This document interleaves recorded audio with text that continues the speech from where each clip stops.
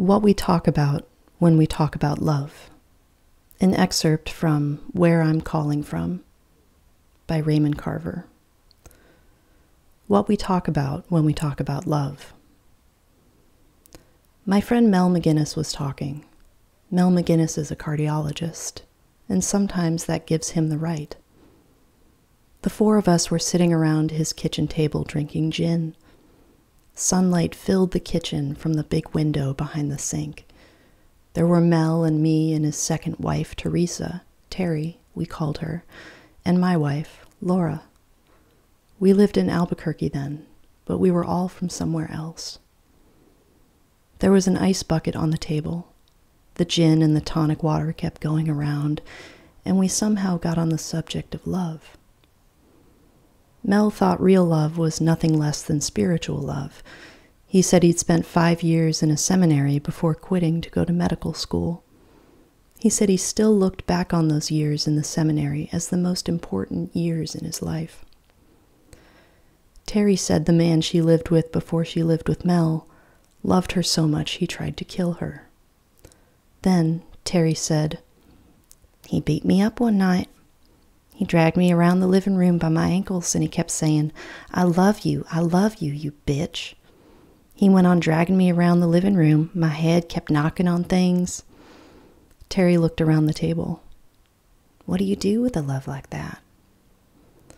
She was a bone-thin woman with a pretty face, dark eyes, and brown hair that hung down her back. She liked necklaces made of turquoise and long pendant earrings. "My God, don't be silly. That's not love, and you know it," Mel said. "I don't know what you'd call it, but I sure know you wouldn't call it love." "Say what you want to, but I know it was," Terry said. "May sound crazy to you, but it's just true, just the same. People are different, Mel. Sure, sometimes he may have acted crazy, okay, but he loved me. In his own way, maybe, but he loved me. There was love there, Mel. Don't say there wasn't." Mel let out a breath. He held his glass and turned to Laura and me. "The man threatened to kill me," Mel said. He finished his drink and reached for the gin bottle. "Terry's a romantic. Terry's of the kick me so I'll know you love me school." "Terry, hun, don't look that way." Mel reached across the table and touched Terry's cheek with his fingers. He grinned at her. "Oh, now he wants to make up," Terry said. "Make up what?" Mel said. "What is there to make up? I know what I know, that's all." "How'd we get started on this subject anyway?" Terry said. She raised her glass and drank from it. "Mel always had love on his mind," she said. "Don't you, honey?" She smiled, and I thought that was the last of it. "I just wouldn't call Ed's behavior love, that's all I'm saying, honey," Mel said. "What about you guys?" Mel said to Laura and me. "Does that sound like love to you?" "I'm the wrong person to ask," I say. "I didn't even know the man. I've only heard his name mentioned in passing. I wouldn't know." "You'd have to know the particulars, but I think what you're saying is that love is an absolute." Mel said, "The kind of love I'm talking about is... The kind of love I'm talking about, you don't try to kill people." Laura said, "I don't know anything about Ed or anything about the situation, but who can judge anyone else's situation?" I touched the back of Laura's hand. She gave me a quick smile. I picked up Laura's hand. It was warm, the nails polished, perfectly manicured. I encircled the broad wrist with my fingers, and I held her. "When I left, he drank rat poison," Terry said. She clasped her arms with her hands. "They took him to the hospital in Santa Fe. That's where we lived then, about 10 miles out. They saved his life. But his gums went crazy from it. I mean, they pulled away from his teeth, and after that, his teeth stood out like fangs. My God," Terry said. She waited a minute, then let go of her arms and picked up her glass.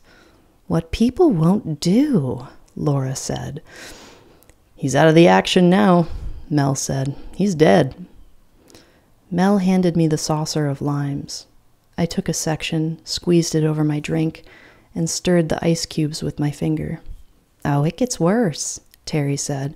"He shot himself in the mouth." but he bungled that too. Poor Ed, she said. Terry shook her head. Poor Ed nothing, Mel said. He was dangerous. Mel was 45 years old. He was tall and rangy with curly soft hair. His face and arms were brown from the tennis he played. When he was sober, his gestures, all his movements were precise, very careful. He did love me though, Mel. Grant me that, Terry said. That's all I'm asking. He didn't love me the way that you love me. I'm not saying that, but he loved me. You can grant me that, can't you? What do you mean he bungled it?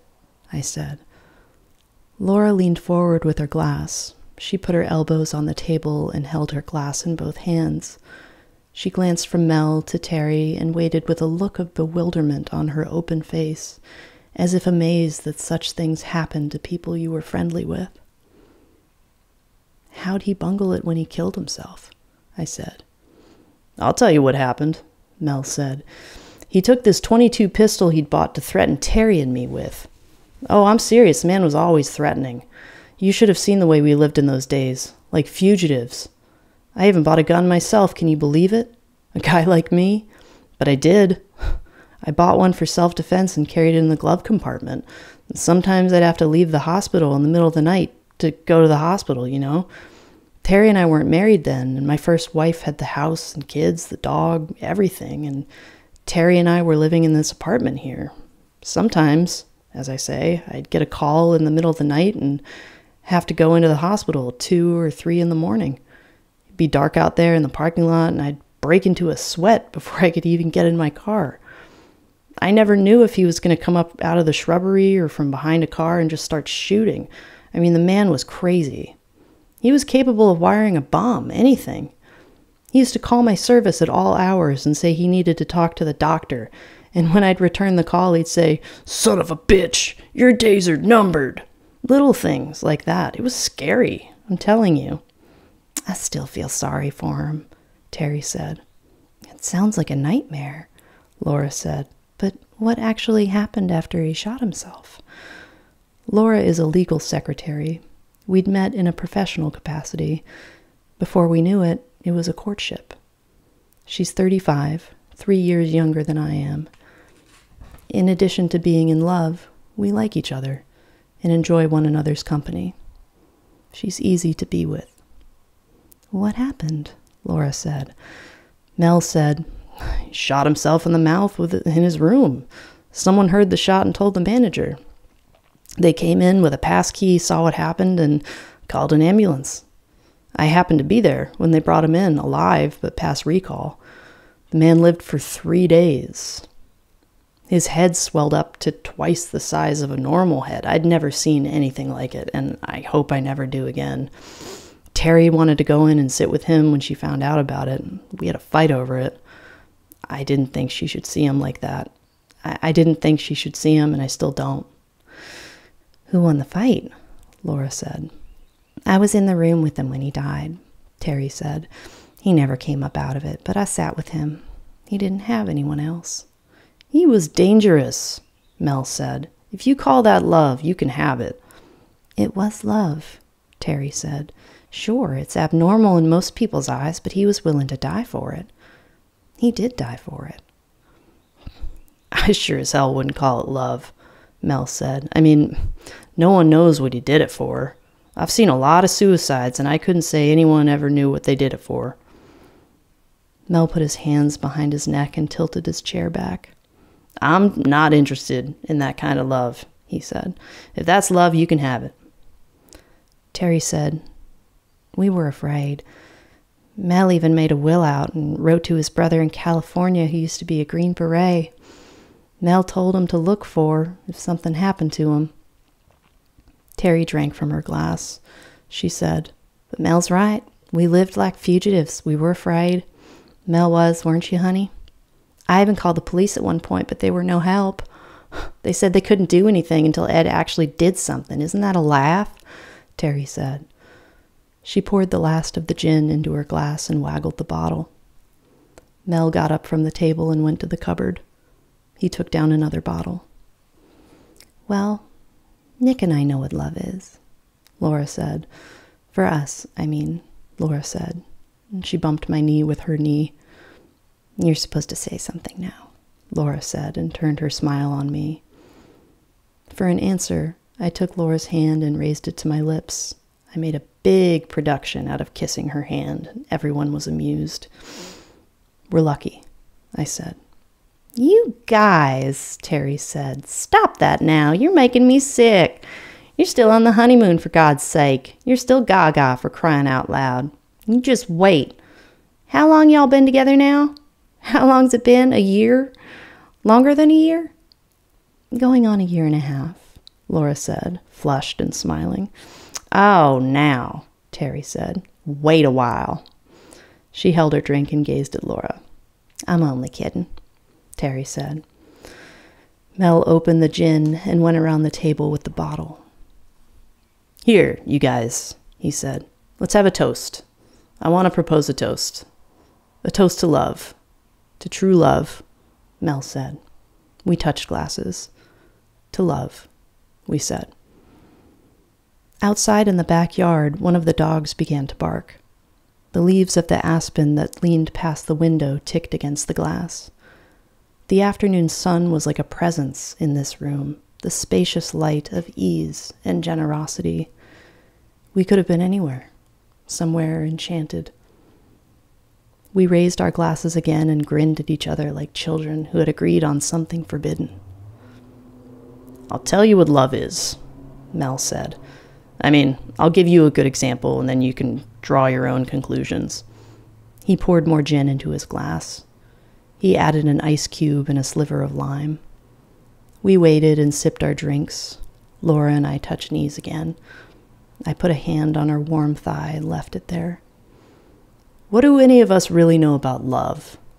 Mel said. It seems to me we're just beginners at love. We say love, we love each other, and we do, and I don't doubt it. I love Terry. Terry loves me. You guys love each other too. You know the kind of love I'm talking about now. Physical love, that impulse that drives you to someone special, as well as love of the other person's being, his or her essence, as it were. Carnal love and, well, call it sentimental love, the day-to-day caring about the other person. But sometimes I have a hard time accounting for the fact that I must have loved my first wife too. But I did, I know I did, so I suppose I'm like Terry in that regard, Terry and Ed. He thought about it, and then he went on. There was a time when I thought I loved my first wife more than life itself, but now I hate her guts. I do. How do you explain that? What happened to that love? What happened to it is what I'd like to know. I wish someone could tell me. Then there's Ed. Okay, we're back to Ed. He loves Terry so much he tries to kill her, and then he winds up killing himself. Mel stopped talking and swallowed from his glass. You guys have been together 18 months and you love each other? It shows all over you. You glow with it, but you both loved other people before you met each other. You've both been married before, just like us. And you probably loved other people before that too, even. Terry and I have been together 5 years, been married for 4. The terrible thing, but the good thing too, the saving grace, you might say, is that if something happened to one of us, excuse me for saying this, but if something happened to one of us tomorrow, I think the other person would grieve for a while, but then the surviving party would go out and love again. Have someone else soon enough. All this love we're talking about, it would just be a memory. Maybe not even a memory. Am I wrong? Am I way off base? Because I want you to set me straight if you think I'm wrong. I want to know. I mean, I don't know anything. And I'm the first one to admit it. Mel, for God's sake, Terry said. She reached out and took hold of his wrist. Are you getting drunk? Honey, are you drunk? Honey, I'm just talking, Mel said. All right, I don't have to be drunk to say what I think. I mean, we're all just talking, right? Mel said, and he fixed his eyes on her. Sweetie, I'm not criticizing, Terry said. She picked up her glass. I'm not on call today, Mel said. Let me remind you of that. I am not on call, he said. Mel, we love you, Laura said. Mel looked at Laura. He looked at her as if he could not place her, as if she was not the woman she was. "Love you too, Laura," Mel said. "And you, Nick, love you too. You know something?" Mel said. "You guys are our pals," Mel said. He picked up his glass. Mel said, "I was going to tell you about something. I was going to prove a point. You see, this happened a few months ago, but it's still going on right now, and it ought to make us feel ashamed when we talk like we know what we're talking about when we talk about love." "Come on now," Terry said. "Don't talk like you're drunk if you're not drunk." "Just shut up for once in your life," Mel said very quietly. "Will you do me a favor and do that for a minute?" "So as I was saying, there's this old couple who had this car wreck out on the interstate. A kid hit them. They were all torn to shit, and nobody was giving them much chance to pull through." Terry looked at us and then back at Mel. She seemed anxious, and maybe that's too strong a word. Mel was handing the bottle around the table. "I was on call that night," Mel said. "It was May, or maybe it was June. Terry and I had just sat down to dinner when the hospital called. There'd been this thing out on the interstate. Drunk kid, teenager, plowed his dad's pickup into this camper with this old couple in it. They were up in their mid-70s, that couple. The kid, 18, 19 something, he was DOA, taking the steering wheel through his sternum. And the old couple, they were alive, you understand? Just barely, but they had everything. Multiple fractures, internal injuries, hemorrhaging, contusions, lacerations, the works. And they each of them had themselves a concussion. And they were in a bad way, believe me. And of course their age was 2 strikes against them. She was worse off than he was. Ruptured spleen along with everything else. Both kneecaps broken. But they'd been wearing their seatbelts, and God knows that's what saved them for the time being." "Folks, this is an advertisement for the National Safety Council," Terry said. "And this is your spokesman, Dr. Melvin R. McGinnis, talking." Terry laughed. "Mel," she said, "sometimes you're just too much. But I love you, hon," she said. "Honey, I love you," Mel said. He leaned across the table. Terry met him halfway, and they kissed. "Terry's right," Mel said as he settled himself again. "Get those seatbelts on." But seriously, they were in some shape, those oldsters.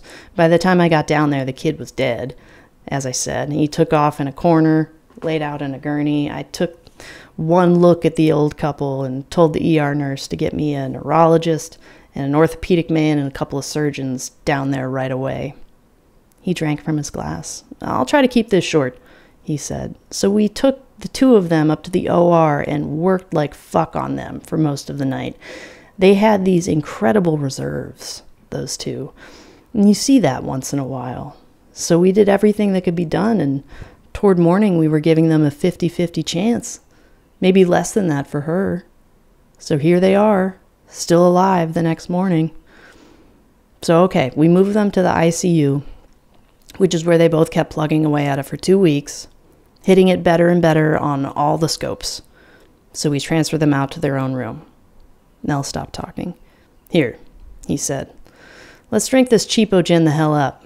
Then we're going to dinner, right? Terry and I know a place. That's where we'll go, to this new place we know about. But we're not going until we finish up this cut-rate lousy gin." Terry said, "We haven't actually eaten there yet, but it looks good from the outside, you know." "I like food," Mel said. "If I had to do it all over again, I'd be a chef, you know? Right, Terry?" Mel said. He laughed. He fingered the ice in his glass. "Terry knows. Terry can tell you. But let me say this. If I could come back again in a different life, a different time and all, you know what? I'd like to come back as a knight. You were pretty safe wearing all that armor. It was all right being a knight until gunpowder and muskets and pistols came along." "Mel would like to ride a horse and carry a lance," Terry said. "Carry a woman's scarf with you everywhere," Laura said. "Or just a woman," Mel said. "Shame on you," Laura said. Terry said, Suppose you came back as a serf." "The serfs didn't have it so good in those days," Terry said. "The serfs never had it good," Mel said. "But I guess even the knights were vessels to someone. Isn't that the way it worked? But then everyone is always a vessel to someone. Isn't that right, Terry? But what I liked about knights, besides their ladies, was that they had that suit of armor, and they couldn't get hurt very easily. No cars in those days, No drunk teenagers to tear into your ass. Vassals, Terry said. What? Mel said. Vassals, Terry said. They were called vassals, not vessels. Vassals, vessels, Mel said. What the fuck's the difference? You knew what I meant anyway. All right, Mel said. So I'm not educated. I learned my stuff. I'm a heart surgeon, sure. But I'm just a mechanic. I go in and I fuck around and I fix things. Shit, Mel said. Modesty doesn't become you, Terry said. He's just a humble sawbones, I say. But sometimes they suffocated in all that armor, Mel. They'd even have heart attacks if it got too hot. They were too tired and worn out. I read somewhere that they'd fall off their horses and not be able to get up because they were too tired to stand with all that armor on them. They got trampled by their own horses sometimes. That's terrible, Mel said. That's a terrible thing, Nicky. I guess they just lay there and wait until someone came along and made a shish kebab out of them. Some other vessel, Terry said. That's right, Mel said. Some vassal would come along and spear the bastard in the name of love, or whatever the fuck it was they fought over in those days. Same things we fight over these days, Terry said. Laura said, nothing's changed. The color was still high in Laura's cheeks. Her eyes were bright. She brought the glass to her lips. Mel poured himself another drink. He looked at the label closely as if studying a long row of numbers. Then he slowly put the bottle down on the table and slowly reached for the tonic water. What about the old couple? Laura said. You didn't finish the story you started. Laura was having a hard time lighting her cigarette. Her matches kept going out. The sunshine inside the room was different now, changing, getting thinner. But the leaves outside the window were still shimmering, and I stared at the pattern they made on the panes and on the Formica counter. They weren't the same patterns, of course. Yeah, what about the old couple? I asked. Older but wiser, Terry said. Mel stared at her. Terry said, go on with your story, hon. I was only kidding. Then what happened? Terry, sometimes, Mel said. Please, Mel, Terry said. Don't always be so serious, sweetie. Can't you take a joke? Where's the joke? Mel said. He held his glass and gazed steadily at his wife. What happened? Laura said. Mel fastened his eyes on Laura. He said, Laura, if I didn't have Terry and if I didn't love her so much, and if Nick wasn't my best friend, I'd fall in love with you. And I'd carry you off, honey, he said. Tell your story, Terry said. Then we'll go to that new place, all right? Okay, Mel said. Where was I? He said. He stared at the table and then he began again. I dropped in to see each of them every day. Sometimes twice a day if I was up doing other calls anyway. Casts and bandages, head to foot, the both of them. You know, you've seen it in the movies. That's exactly the way they looked, just like in the movies. Little eye holes and no holes and mouth holes, and she had to have her legs slung up on top of it. Well, the husband was very depressed for the longest while. Even after he found out that his wife was going to pull through, he was still very depressed. Not about the accident, though. I mean, the accident was one thing, but it wasn't everything. I'd get up to his mouth hole, and he'd say, no, it wasn't the accident exactly, but it was because he couldn't see her through his eye holes. He said that was making him feel so bad. I mean, can you imagine? I'm telling you, the man's heart was breaking because he couldn't turn his goddamn head and see his goddamn wife. Mel looked around the table and shook his head at what he was going to say. I mean, it was killing the old fart just because he couldn't look at the fucking woman. We all looked at Mel. You see what I'm saying? He said. Maybe we were all a little drunk by then. I know it was hard keeping things in focus. The light was draining out of the room, going back through the window where it had come from, yet nobody made a move to get up from the table to turn on the overhead light. Listen, Mel said, let's finish this fucking gin. There's about enough here left for one shooter all around, then let's go eat. Let's go to that new place. He's depressed, Terry said. Mel, why don't you take a pill? Mel shook his head. I've taken everything there is. We all need a pill now and then, I said. Some people are born with needing them, Terry said. She was using her finger to rub at something on the table. Then she stopped rubbing. I think I want to call my kids, Mel said. Is that all right with everybody? I'll call my kids, he said. Terry said, what if Marjorie answers the phone? You guys, you've heard us on the subject of Marjorie. Honey, you know you don't want to talk to Marjorie. It'll make you feel even worse. I don't want to talk to Marjorie, Mel said. I want to talk to my kids. There isn't a day that goes by that Mel doesn't say he wishes she'd get married again. Or else die, Terry said. For one thing, Terry said, she's bankrupting us. Mel says it's just to spite him that she won't get married again. She has a boyfriend who lives with her and her kids, so Mel is supporting the boyfriend too. She's allergic to bees, Mel said. If I'm not praying she'll get married again, I'm praying she'll get herself stung to death by a swarm of fucking bees. Shame on you, Laura said. Bzzz, Mel said, turning his fingers into bees and buzzing them at Terry's throat. Then he let his hands drop all the way to his sides. She's vicious, Mel said. Sometimes I think I'll go up there dressed like a beekeeper, you know? That hat that's like a helmet with the plate that comes down over your face, big gloves, padded coat. I'll knock on the door and let loose a hive of bees in the house. But first I'd make sure the kids were out, of course. He crossed one leg over the other. It seemed to take him a lot of time to do it. Then he put both feet on the floor and leaned forward, elbows on the table, his chin cupped in his hands. Maybe I won't call the kids, after all. Maybe it isn't such a hot idea. Maybe we'll just go eat. How does that sound? Sounds fine to me, I said. Eat or not eat or keep drinking. I could head right out onto the sunset. What does that mean, honey? Just means what I said, I said. Means I could just keep going. That's all it means. I could eat something myself, Laura said. I don't think I've ever been so hungry in my life. Is there something to nibble on? I'll put out some cheese and crackers, Terry said. But Terry just sat there. She didn't get up to get anything. Mel turned his glass over. He spilled it out onto the table. Gin's gone, Mel said. Terry said, now what? I could hear my heart beating. I could hear everyone's heart. I could hear the human noise we sat there making, not one of us moving, not even when the room went dark.